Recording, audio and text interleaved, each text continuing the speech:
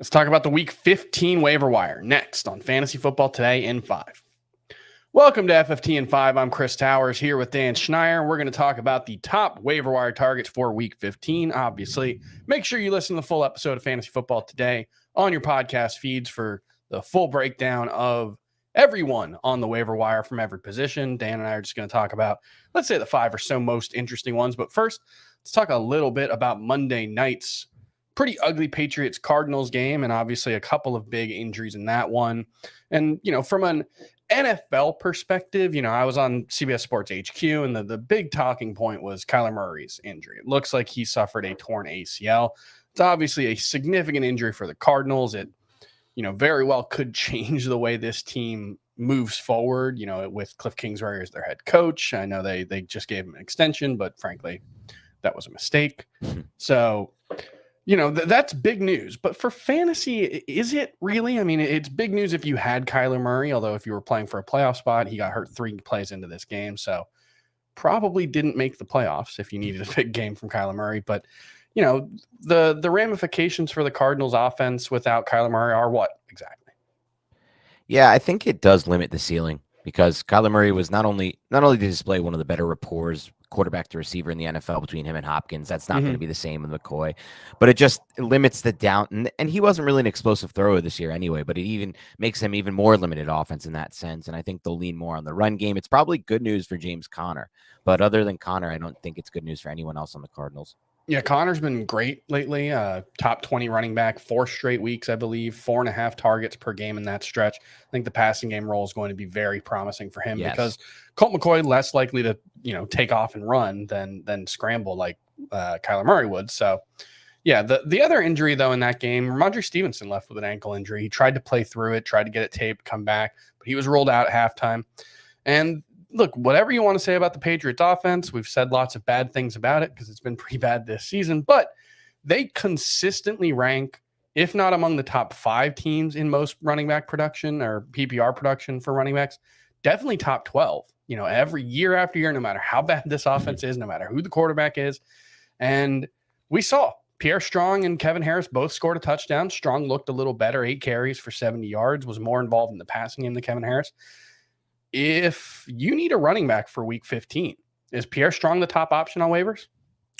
I think so, because if Stevenson was ruled out at halftime after trying to come back, it looks like it might be at least a 1-week injury. We'll see what happens. But like you said, the production is always there for the Patriots offense. They have a really diverse run game. They have always blocked well. They've taught well there. So I just feel like that's going to continue to be the same. And I think Strong is a player who a lot of people really liked as like a deep dynasty gem because he had good traits. He had good athletic traits, but also good film. It's a good combination. He was someone they specifically sought out to get on day 3. So I like Strong, and he's definitely one of my top targets. Yeah, if you need a running back, I think the top targets, we'll move on to the waiver wires. Jamie Eisenberg, he's got his full waiver wire column on CBSSports.com on Tuesday morning. He's got Jerick McKinnon as the top running back waiver option. Would you rather, if you needed someone for Week 15, would you rather go after Pierre Strong or Jerick McKinnon? I'd rather go after McKinnon. It's close for me, but I am just typically a slave to the offensive production. I like to chase the good offenses, and I just feel like there's an opportunity for that role to grow for McKinnon, at least in the pass game. So I would target McKinnon slightly over Strong. All right. If you need a quarterback, either to replace Kyler Murray or you're not feeling good about Tua Tagovailoa right now going into a matchup against Buffalo after 2 bad games in a row, Mike White and Brock Purdy, probably the 2 top options. Mike White dealing with a rib injury. I think actually both of them have rib injuries, but it looks like they're going to play this week. Mike White's got a great matchup against the Lions. Brock Purdy gets to face the Seahawks on Thursday. Who would you rather have if you need a quarterback? I will say this about that Lions matchup. It's not as great as it was earlier this season. The Lions have tightened up a bit on defense, but I still like the matchup. I still like it over the Seahawks matchup, where I just think the 49ers will be able to run all over Seattle that entire game. I'm taking every over on every prop for running backs in that game. McCaffrey, Mason, you name it, I'll take it there, the way they looked against Carolina. So I would take White just because I think the matchup's a little better. All right, and then we've also got DJ Shark and Evan Ingram coming off big games. Evan Ingram, one of the best performances by a tight end all season. I think the best performance by a tight end, actually. Are those both must-add guys? Are you starting Evan Ingram this week? No, I don't think so. I've watched a lot of Trevor Lawrence film lately. I really like his tape. I think he's the next great quarterback. And one of the things he's done this year is get a career game out of Ingram, a career game out of Zay Jones. What does that say about him? But what I've noticed on that offense is they really don't have one guy they're going to. It's really every week based on the matchups, what they're doing. It was Ingram last week. It was Zay Jones a couple weeks ago. It was Christian Kirk sandwich in between there. So I wouldn't trust Ingram because I don't trust the targets to funnel in his direction on a consistent basis.